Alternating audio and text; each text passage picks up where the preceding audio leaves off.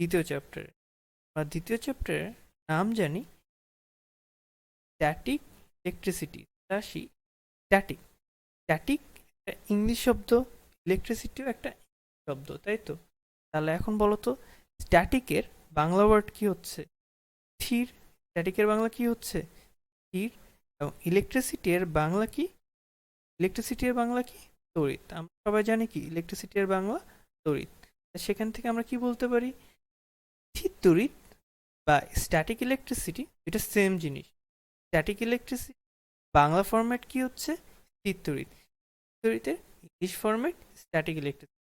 তো আমাদের সেকেন্ড পেপারে সেকেন্ড চ্যাপ্টারটাই হচ্ছে স্ট্যাটিক ইলেকট্রিসিটি নিয়ে। তাহলে আমাদের যেহেতু চ্যাপ্টার শুরু করার জন্য চ্যাপ্টারের নামটাই জানা উচিত, কারণ সেই নামটাতেই বোঝা যাবে এই চ্যাপ্টারের মধ্যে কি আছে। তাহলে এই স্থির তড়িৎ কি জিনিস আমাদের প্রথমে কি সেই জিনিসটাই দেখতে হবে, তাই না? তাহলে দেখি প্রথমে যে জিনিসটা দেখবো সেটা কি? স্থির তড়িৎ। কি দেখবো প্রথমে? স্থির তড়িৎ জিনিসটা কি? আর তাহলে স্থির তড়িৎ জিনিসটা কি দেখি একটু। এটা কি? এটা কি এক ধরনের বৈদ্যুতিক চার্জের উৎপত্তি। কি হয় এখানে? কি হয়, একটা জায়গায়, একটা নির্দিষ্ট জায়গায় কি হয়, বৈদ্যুতিক চার্জের উৎপত্তি ঘটে। কি মনে রাখতে হবে? এটা এখানে কি ঘটে? স্থির চার্জে কি ঘটে? একটা নির্দিষ্ট জায়গায় কি হয়, বৈদ্যুতিক চার্জের উৎপত্তি ঘটে। আরেকটা জিনিস, স্থির চার্জের ক্ষেত্রে অবশ্যই স্থির তড়িতের ক্ষেত্রে বা স্থির চার্জের ক্ষেত্রে অবশ্যই মনে রাখতে হবে, স্থির এটা কি হচ্ছে, স্থির চার্জের কারণে উৎপত্তি হচ্ছে। কি হচ্ছে? স্থির চার্জের কারণে উৎপত্তি হচ্ছে। আর এই স্থির চার্জ কি হয় না, সরানো বা প্রবাহিত হয় না। এই স্থির চার্জ সরানো যায় না বা প্রবাহিত করা যায় না। তার জন্যই তো এটার নাম কি? কি? আর এই স্থির অবস্থায় আছে, এর জন্য আমরা সেটাকে কি বলতে পারি? একটা, এটা কি একটা অস্থায়ী অবস্থা। এটা কি হয়? একটা অস্থায়ী অবস্থা, কারণ স্থায়ীভাবে এই অবস্থানটা থাকে না। সবসময় একই অবস্থানটা থাকে না বলে আমরা এখানে কি বলছি? একটা অস্থায়ী অবস্থা। এটা ইলেকট্রোস্কোপ দ্বারা শনাক্ত করা যায়, কারণ আমরা এই যে স্থির তড়িৎ জিনিসটাকে কি খালি চোখে দেখতে পারি না। এটাকে কিভাবে শনাক্ত করতে পারি? একটা ইলেকট্রোস্কোপের সাহায্যে শনাক্ত করতে পারি। দেখো তো কি দেখছো? একটা দ্বন্দ্বের উপর কিছু জিনিসপাতি ঘুরপাক করছে, তাই তো? এই টাইপের একটা জিনিস দেখতেছো না? দ্যাট মিনস কি কিছু একটা জিনিস নড়ছে, তাই না? নড়া জিনিসগুলো কি? অ্যাটম বা চার্জ। নড়া জিনিসগুলো কি? অ্যাটম বা চার্জ। যেহেতু আমরা একটু আগে চার্জ জিনিসটা দেখলাম, তাহলে আমাদের এখন কি দেখতে হবে? অ্যাকচুয়ালি চার্জটা কি জিনিস, ঠিক আছে? ফিজিক্সে আমি আগেও বলেছি, কি বললাম, এখানে কি করতে হবে? সবকিছু ইমাজিন করতে হবে। তাহলে চার্জটা জিনিসটা বুঝতে হলে আমাদেরকে কি করতে হবে? ইমাজিন করতে হবে, ঠিক আছে? চার্জ এমন একটা জিনিস যেটা কি হয়, আমরা খালি চোখে দেখতে পারি না। আমরা খালি চোখে দেখতে পারি না, তাহলে এটা আমাকে বোঝার জন্য কি করতে হবে? কিছু ভিজুয়ালাইজেশনের দরকার আছে। তার মানে কি চিন্তা করতে হবে। বলা হচ্ছে চিন্তা করার কথা। এমন এমন জিনিস আছে যেগুলোর অস্তিত্ব আছে, কিন্তু আমরা কি খালি চোখে সেটা দেখতে পারি না। সেরকম একটা জিনিস কি? চার্জ। চলো আমরা চার্জ জানার আগে আরো একটা জিনিস জেনে নেই, যার নাম কি? অ্যাটম। আশা করি সবাই জানো, তারপর আমি এর সম্পর্কে একটু সংক্ষেপে বলে নিই। তাহলে আসি অ্যাটম। তাহলে আমরা এই অ্যাটম জিনিসটা কোথায় পড়েছিলাম? কেমিস্ট্রিতে পড়েছিলাম। আমরা নবম দশম শ্রেণীতেও জিনিসটা পড়েছিলাম, তাই তো? তাহলে কেমিস্ট্রি থেকে আমরা কি পড়ছিলাম অ্যাটম জিনিসটা সম্পর্কে? অ্যাটম, অ্যাটম মানে কি? অবিভাজ্য। অবিভাজ্য মানে কি? সেটাকে আর ভাঙা যায় না। কিন্তু আমরা জানি কি সেখান থেকে আবার আরো কিছু উপাদান পেয়ে থাকি। এই যে হলুদ যে পুরো অংশটুকু পাচ্ছি, পুরো হলুদ অংশটুকু কি? একটি নিউক্লিয়াস। এটা কি একটা নিউক্লিয়াস? এই নিউক্লিয়াসের চারদিকে কি ঘটে, কি ঘুরে বলতো? কি ঘুরে? ইলেকট্রনস। এই নীলগুলো কি? ইলেকট্রনস। কি ঘুরতেছে? এই ইলেকট্রন। এই নিউক্লিয়াসের মধ্যে আবার কি আছে বলতো? এই যে যে সবুজ অংশগুলো আছে না, এই সবুজ অংশগুলোকে কি বলছি আমরা? প্রোটন। এই সবুজ অংশগুলোকে কি বলছি? প্রোটন। এবং এই যে লাল অংশগুলো, এই লাল অংশগুলোকে কি বলছি আমরা? নিউট্রন। এই লাল অংশকে কি বলছি? নিউট্রন।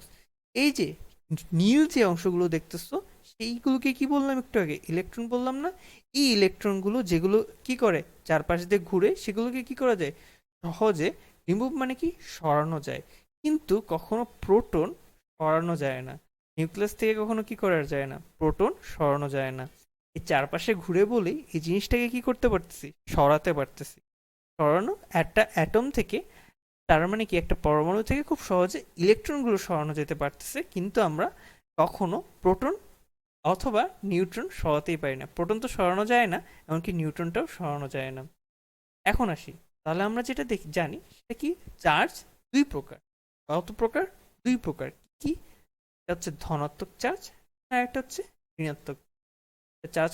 কত প্রকার জানলাম? দুই প্রকার। কি? একটা ধনাত্মক, একটা ঋণাত্মক। কেন দুই প্রকার, কিভাবে হচ্ছে সে সম্পর্কে জানি। তাহলে এখন দেখি, ইলেকট্রন যদি আমরা কোনোভাবে ঘষি, তাহলে আমরা কি করতে পারি? ইলেকট্রনগুলোকে কি সরাতে পারি, কিন্তু কখনো প্রোটনগুলোকে সরাতে পারি না। একটু আগেই দেখলাম কি, নীল ইলেকট্রনসগুলো করতেছে, আমরা ওই ইলেকট্রনসগুলো ঘষার মাধ্যমে কি করতে পারি? সরাতে পারি, একটা জায়গা থেকে আরেকটা জায়গায় স্থানান্তর করতে পারি। কিন্তু কোনোভাবেই প্রোটনকে স্থানান্তর করতে পারি না। কেন স্থানান্তর করতে পারি না? কারণ প্রোটন স্থানান্তর করলে কি হয়ে যায়, আমাদের নতুন এলিমেন্ট বা উপাদানই তৈরি হয়ে যায়। তার মানে কি, আমরা জানি কি পর্যায় সারণী কি দিয়ে তৈরি করা হয়? প্রোটনের সংখ্যার উপর ভিত্তি করে তৈরি করা হয়। তার জন্য যদি আমাদের প্রোটনের চেঞ্জ হয়ে যায়, তাহলে পর্যায় সারণীর কোনো একটা এলিমেন্টসের নামই চেঞ্জ হয়ে যাবে। তার মানে কি, যেখানে তুমি হাইড্রোজেন ছিল সেখানে তুমি যদি প্রোটন চেঞ্জ করে দাও, তাহলে সেখানে কি হয়ে যাবে? সোডিয়ামও হয়ে যেতে পারে, তাই না? যদিও তাদের মধ্যে ডিফারেন্স অনেক বেশি।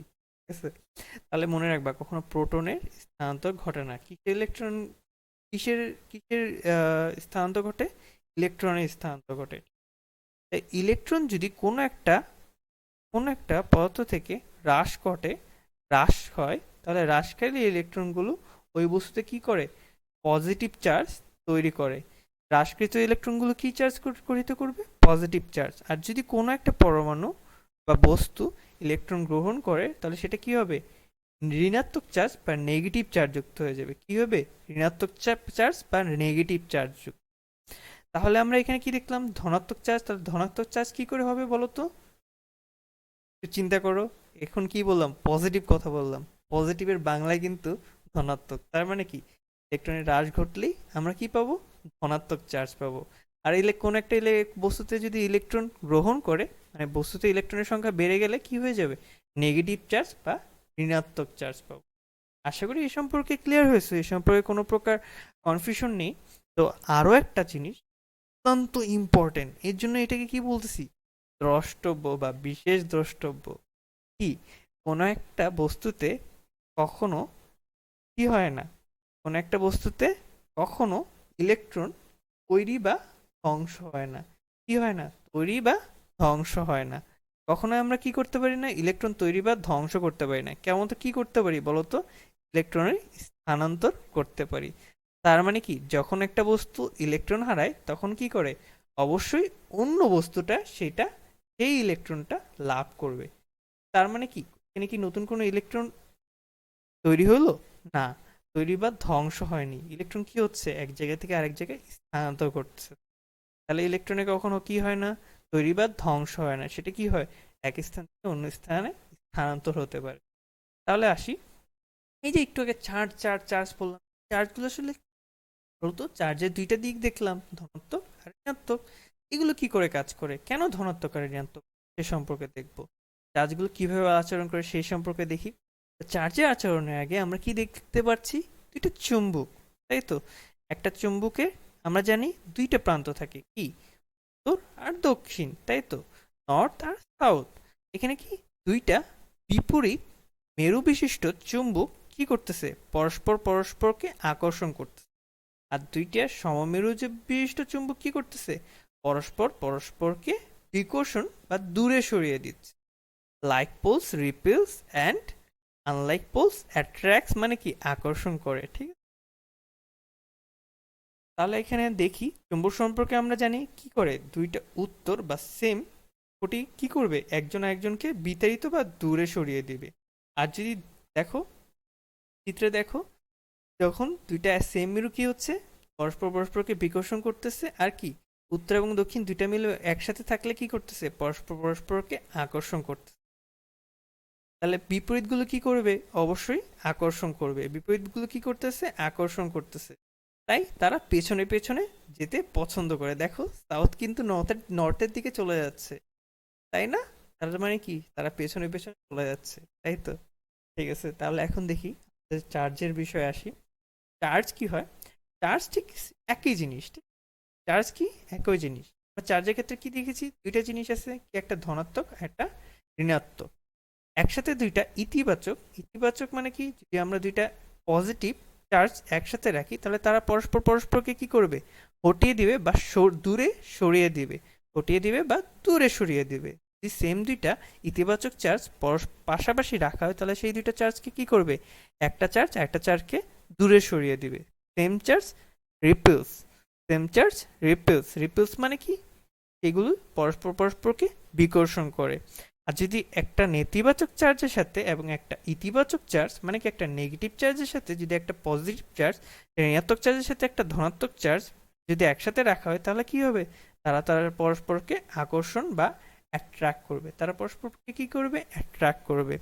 চার্জযুক্ত এমনকি একটি নিরপেক্ষ ব্যক্তিকে আকর্ষণ করতে পারে।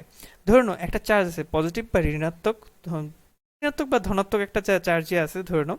ধরে তুমি যে সেটা নিরপেক্ষ মানে কি, চার্জ নিউট্রাল। চার্জ নিউট্রাল মানে কি, পজিটিভ আর নেগেটিভ সেই বস্তুতে সমান আছে। তাহলে তোমার কাছে যদি নেগেটিভ চার্জ বেশি থাকে তাহলে তোমার সেখানে কি হয়ে যাবে, তুমিও সেই বস্তুর পজিটিভ চার্জগুলোকে আকর্ষণ মানে নিউট্রাল চার্জগুলোকে আকর্ষণ করতে পারো, ঠিক আছে? সেই কথাগুলি বলা হয়েছে এখানে। তাহলে আমরা দেখলাম যে চার্জগুলোকে কি করতেছে, আকর্ষণ করতেছে। এটা কেন আকর্ষণ করতেছে, একটা ওয়ার্ড আছে কেমিস্ট্রিতে, তড়িৎ ঋণাত্মকতা। মানে কি, ইলেকট্রনে আসক্তি থেকে থাকে, বস্তুতে কি হয়ে থাকে, ইলেকট্রনে আসক্তি হয়ে থেকে থাকে। এটার উপরে ডিপেন্ডস করে তড়িৎ ঋণাত্মকতা। যেরকম এখানে দেখি আমরা কিছু জিনিসপাতি, যেরকম কি মানুষের চুল। তুমি যদি তোমার চুলের মধ্যে কি করো, রাবার, তুমি যদি তোমার চুলের মধ্যে রাবার ঘষো তাহলে দেখবা কি হচ্ছে, তোমার চুলটা পজিটিভ চার্জযুক্ত হয়ে যাবে আর রাবারটা কি হয়ে যাবে, নেগেটিভ চার্জযুক্ত হয়ে যাবে। এটা কিসের জন্য, এই তড়িৎ ঋণাত্মকতার র্যাঙ্কিং এর উপর ডিপেন্ডস করে থাকে, ঠিক আছে?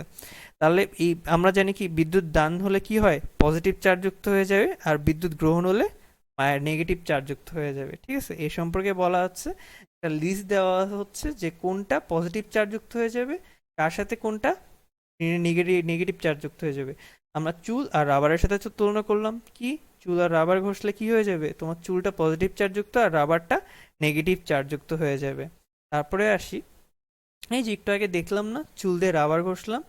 দেখো, যখন তুমি একটা রাবার বাদে প্লাস্টিক রুলার, মানে প্লাস্টিকের ধরুন একটা রুলার মানে হচ্ছে, জানো কি, স্কেল যেটাকে আমরা বলি, ঠিক আছে? সেটাকে যদি আমরা চুল মাথার মধ্যে ঘষি তাহলে কি হয়ে যাবে, সেখানে কি হয়ে যাবে, একটা চার্জ ক্রিয়েট হয়ে যাবে, ঠিক আছে? এই চার্জটা কি হয়ে যাবে, ইলেকট্রিক চার্জ, সেটা ক্যারি করবে। সেই চার্জটা কি হয়ে যাবে, একটা ফোর্স ক্রিয়েট করবে কার উপর, এই যে পেপারের টুকরা টুকরা আছে ছোট ছোট, এই টুকরার উপর, ঠিক আছে? এই পেপারের উপর ফোর্স ক্রিয়েট করার ফলে কি হয়ে যাবে, যখন দুইটা চার্জ একসাথে নিরপেক্ষ চার্জের সাথে অন্য একটা চার্জ দিচ্ছ তখন কি হয়ে যাবে, পরস্পর পরস্পরকে কি করতেছে, আকর্ষণ করতেছে। এই আকর্ষণের সিস্টেমটাকে কি বলি আমরা, চার্জিং বাই ফ্রিকশন। ফ্রিকশনের কারণে এই চার্জ কি হয়েছে, ক্রিয়েট হয়েছে, ঠিক আছে? এই সম্পর্কে ইঞ্জিনিয়ারিং সেক্টরে আসলে তোমরা বিপুল বিপুল অনেক আলোচনা পাবা। আর এই ফ্রিকশন জিনিসটা যে কত ইম্পর্ট্যান্ট জিনিস ফিজিক্সের জন্য, কল্পনার বাইরে। এটা সম্পর্কে বললে বোধহয় আমি বলতেই থাকবো। তা তোমাদের এক্সট্রা জ্ঞান চাইলে গুগলে সার্চ করতে পারো, এই সম্পর্কে অনেক কিছু পাবা, অনেক মজার তথ্য পাবা। তাহলে আমরা নেক্সট স্লাইডে যাই। উপাদানে কখনো কি হয়, বৈদ্যুতিক চার্জ তৈরি করে না। কোনো উপাদান কি করতে পারে না, কখনো বৈদ্যুতিক চার্জ তৈরি করতে পারে না। কেবলমাত্র একটা চার্জে কি ঘটে, স্থানান্তর ঘটে। চার্জে কি ঘটে, অলওয়েজ স্থানান্তর ঘটে। কখনো কোনো চার্জ তৈরি বা ধ্বংস হয়, ঠিক আছে? চার্জগুলো কোথা থেকে আসে তাহলে এটা জানতে হবে, তাই না? তাহলে চলো দেখি, যখন কোনো একটা বেলুনকে কি করবো, কোনো একটা বেলুনকে যদি এক টুকরার সাথে একটা কোনো একটা টুকরার সাথে ঘষা হয়, দেখো তো এখানে কি করতে, একটা বেলুনকে একটা টুকরা কিসের সাথে, উলের কাপড়ের সাথে ঘষতেছি। একটা উলের কাপড়ের সাথে ঘষছি, উলের কাপড়টা কি হয়ে যাবে, পজিটিভ চার্জ যুক্ত হয়ে যাবে, আর বেলুনটা কি হয়ে যাবে, নেগেটিভ চার্জ যুক্ত হয়ে যাবে। উল থেকে নেগেটিভ চার্জ কোথায় যাবে, বেলুনে যাবে। আর বেলুন থেকে পজিটিভ চার্জগুলো কি উলে যাবে, না। একটু আগে দেখালাম কি, পজিটিভ চার্জ কখনো যায় না। পজিটিভ চার্জ মানে কি, নিউট্রন, না, প্রোটন। নিউট্রন তো চার্জ নিরপেক্ষ। প্রোটন কখনো স্থানান্তর হয় না। কেমন তো কিসের স্থানান্তর ঘটে? উল থেকে ইলেকট্রন কোথায় যাবে? বেলুনে যাবে, ঠিক আছে? এর মাধ্যমে কি হয়? ইলেকট্রনগুলো উল থেকে বেলুনে স্থানান্তর হয় এবং এর ফলে স্বাভাবিকের চেয়ে বেশি ইলেকট্রন পাওয়া যায় কোথায়? বেলুনে। এর জন্য বেলুন কি হয়ে যায়? ঋণাত্মক চার্জযুক্ত হয়ে যাবে, আর উল্টা কি হয়ে যাবে? ধনাত্মক চার্জযুক্ত হয়ে যাবে। পরের স্লাইডে যাই। স্থির তড়িৎ কি জিনিস দেখলাম বলো তো? স্থির তড়িৎ বা স্ট্যাটিক বিদ্যুৎ কি হচ্ছে? স্ট্যাটিক বিদ্যুৎ সৃষ্টি হয় যখন কি হয়? নির্দিষ্ট চার্জের উপাদানকে কি করি? একে অপরের বিরুদ্ধে ঘষা দেওয়া হয়। একে অপরের বিরুদ্ধে যদি আমরা ঘষা দেওয়া হয় তার ফলে কি হয়? একটা চার্জের উৎপন্ন হয়, সেটাই কি আমরা স্থির বৈদ্যুতিক চার্জ বা স্ট্যাটিক বৈদ্যুতিক বা স্ট্যাটিক ইলেকট্রিসিটি বলি। আর অতিরিক্ত ইলেকট্রন পেয়েছে এমন উপাদানকে আমরা কি বলি বলতো? ঋণাত্মক চার্জযুক্ত। আর যে কি ইলেকট্রন হারায় তাকে কি বলি? ধনাত্মক চার্জযুক্ত। বারবার সেম কথাই বলছি, তাই না?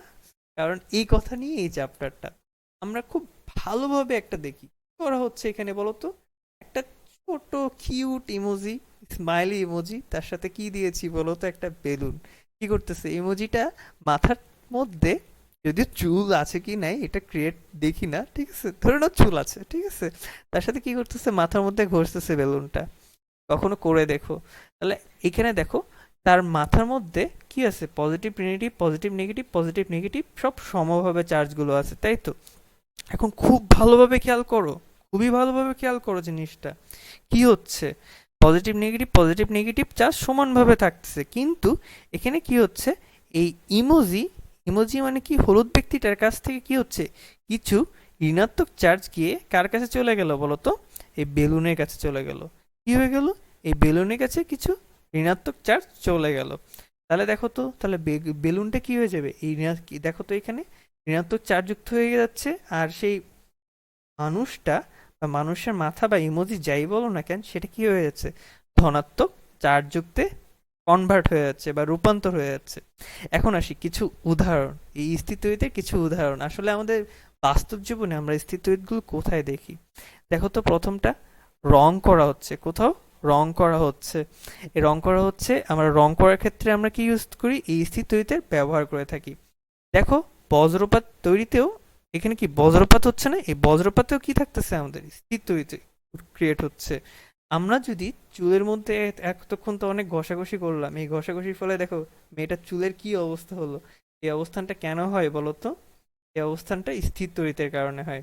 প্লাস্টিক, এই প্লাস্টিকে যদি একটু ঘষো, তারপর প্লাস্টিকের মধ্যে একটা চার্জ ক্রিয়েট হবে, সেটাকে দিয়ে দেখবা ট্যাবের পানি আছে না, সে পানিটাকেও দূরে সরিয়ে দিতে পারতেছো। এটা কার জন্য বলতো?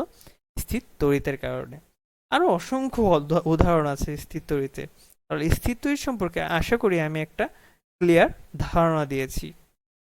আমাকে তো সবাই চিনো, আমি Mohammad Mushfiqur Rahman Arnob, department of electronics and communication engineering, Hajee Mohammad Danesh বিজ্ঞান ও প্রযুক্তি বিশ্ববিদ্যালয় থেকে। ধন্যবাদ তোমাদের আমার সাথে থাকার জন্য এতক্ষণ। আর ভবিষ্যতেও আশা করি তোমাদেরকে এরকম মজার মজার অনেক কিছু শিখাতে পারবো। ফিজিক্স কখনো মুখস্থের বিষয় না, কি করতে হবে? এটাকে মনে রাখতে হবে। কিভাবে?